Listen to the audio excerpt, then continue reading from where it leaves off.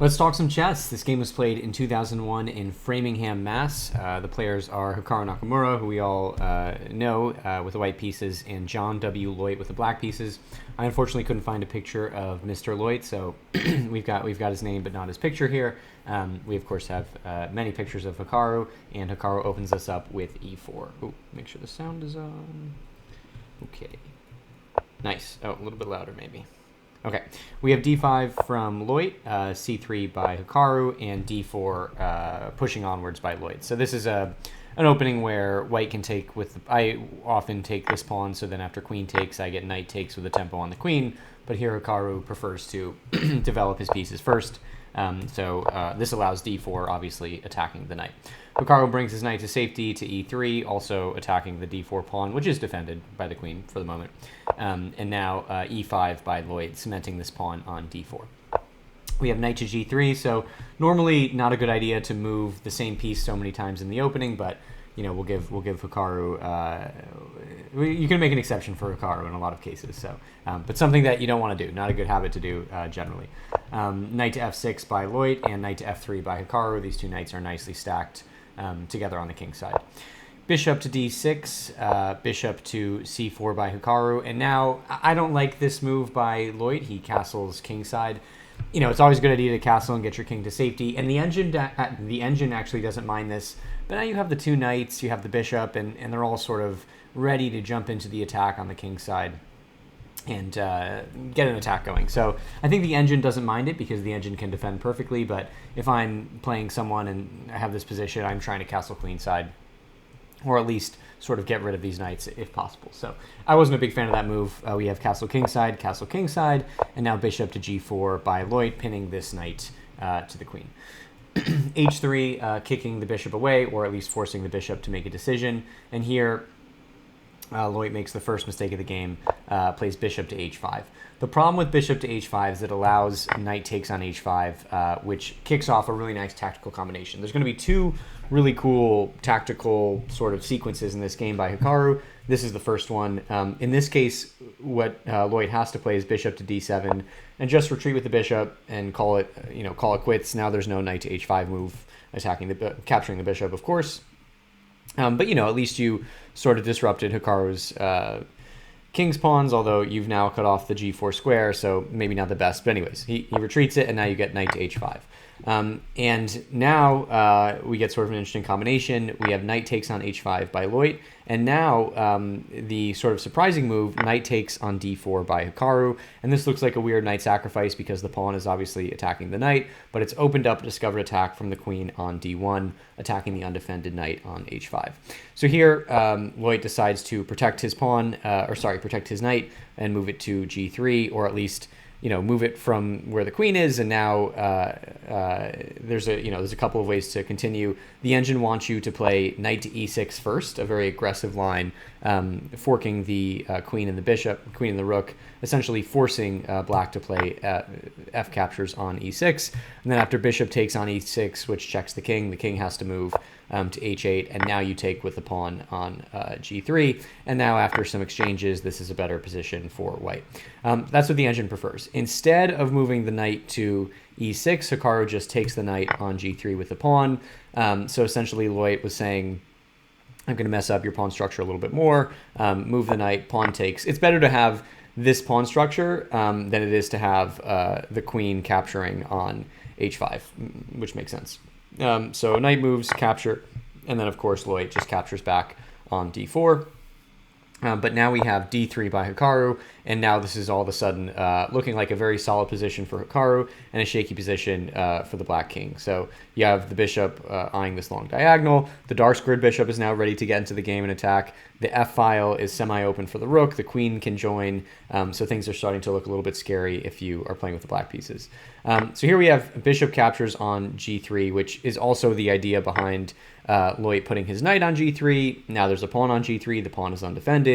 The bishop can take the pawn, but that pawn is not super important. And he's a little bit materialistic to sort of go after this king's pawn when you should be worried more about the attack that is threatening to envelop your position.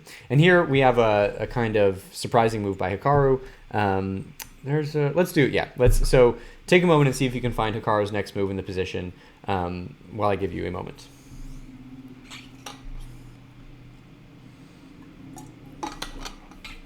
Okay, there are two answers here. Hikaru doesn't play the engine recommended move, which is queen to g4. This is a nice move because it gets the queen on the g file. It gets it, across the enemy king. Now the rook and the queen and the bishop are attacking, and also the queen is attacking the dark square bishop, which is undefended. So that's a good move. But Hikaru plays the more aggressive, also good, rook takes on f7. And now, this looks bad. This looks like you're about to lose material, because after rook takes, bishop takes on f7 with check. And it looks like the king can take the bishop back, but the king can't. So if king takes bishop on f7, then queen to f3 check, and this will just pick up the bishop on g3 after the king moves. So it's not a sacrifice of material. You're actually winning a pawn. And here, after bishop takes, Loyte doesn't want to give up his dark square bishop on g3 because it is quite a good bishop. So instead, he just moves the king to h8 away to safety. And now we get the move that we talked about a moment ago, which is queen to g4. And now the queen is bearing down on the enemy king and also attacking the dark square bishop on g3. So Loyte retreats it to e5, adding some protection to this g7 pawn. Although this bishop is now pretty much a defensive piece.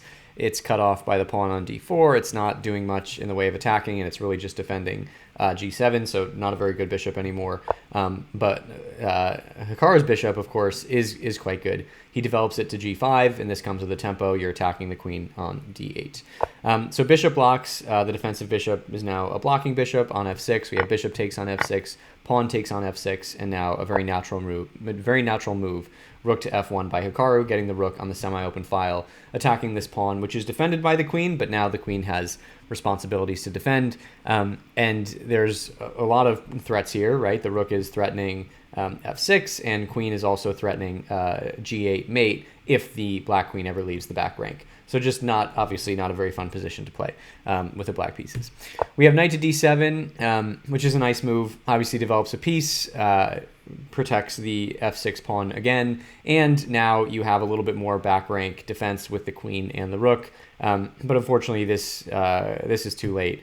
You get bishop to e6, which attacks the knight and connects the bishop and the queen, and now the knight is under double attack. So if Loyte doesn't do anything, then bishop takes is just you're up a piece. So double attack on the knight, and of course, Loyte deals with this. He plays knight to c5, which again is another sensible looking move. It attacks the bishop, it gets the knight up the board, but now Hikaru just retreats it to f5, and now this bishop is totally cemented on f5. It's protected by the e4 pawn, and it's eyeing this h7, which is the last vestiges of Loyte's defense. So we have queen to e7, protecting this f7 pawn, getting the rook closer into the game. But now Hikaru sets off the second and the honestly better of his two tactical sort of brilliancies in this game. So see if you can find Hikaru's move that kicks off the winning combination while I give you a moment.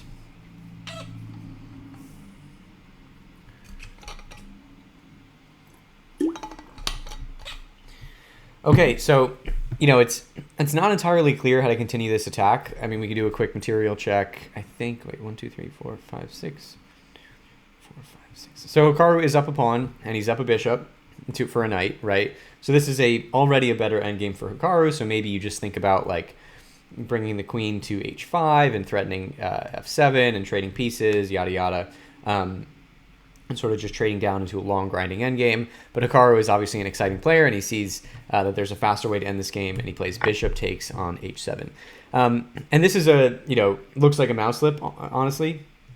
The bishop can be taken by the queen or the king. It's a sacrifice, but we're going to see, before the game, when Hikaru put his knight on d4, it looked like a sacrifice, but he ended up winning the piece back in the end. So we have queen takes on f7, but now rook to f5. And this was the move that you had to see when you sacrificed the bishop. This rook to f5 move achieves a bunch of things. It obviously is a very nice rook lift. It attacks the knight, which is undefended on c5, so that's no good. But it's also threatening rook to h5, which pins the queen to the king, and obviously Loyte would lose his queen here.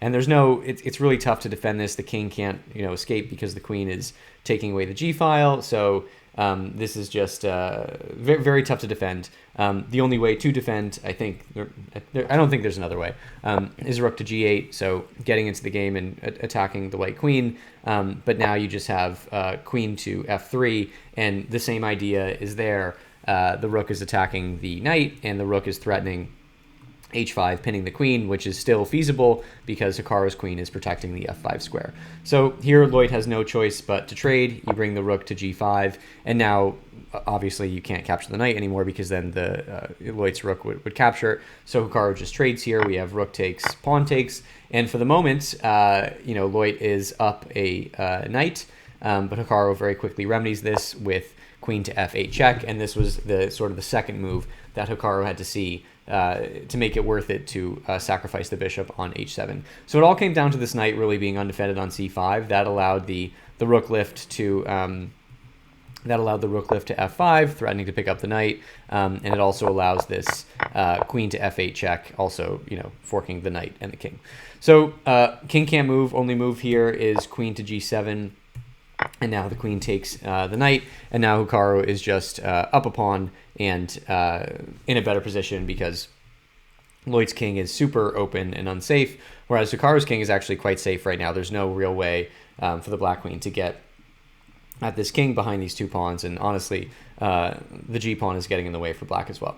So we have queen to f7, ideas of, well, here we're just protecting the c7 pawn, which obviously is threatened by the white queen, and also protecting the d4 pawn attacked by the white queen, but the white queen can just take c5, the c5 pawn, or sorry, the c7 pawn. So now Hikaru's up 2 pawns. We have b5 protecting this b6 pawn. I'm sorry, b6 protecting the b6 pawn, also protecting, the c7 pawn is protected by the queen, but now Hikaru just plays a8 check, rook queen to a8 check, king goes to h7, and now a really sneaky move, queen to c8. And this is well, you'll see the idea behind this move in a second. Now Loyte plays queen to e5, maintains the defense of this c7 pawn. In fact, it's protecting most of the pawns on the board. Very centralizing move for the queen, but then Hikaru just ends the game with queen to f5 check. And now the queen is obviously checking the king, and you have no choice but to trade queens, because if you move the king, then queen takes queen, and the game is really over. So here, Loyte resigned the game because your best move is queen takes queen, pawn takes, and now Hikaru is just up 2 pawns, and this is easy to win for, even someone who's not as good as Hikaru, right? You're just going to march your pawns forward and get the king into the game, and then the game will totally be over. So a fun game, kind of a tightly played game. Well played on both sides. Just a couple of really nice combinations by Hikaru to, turn a little positional advantage into a nice tactical sequence, and super fun to see. So thanks so much for watching. Drop a like, drop a subscribe, and we'll see you next time.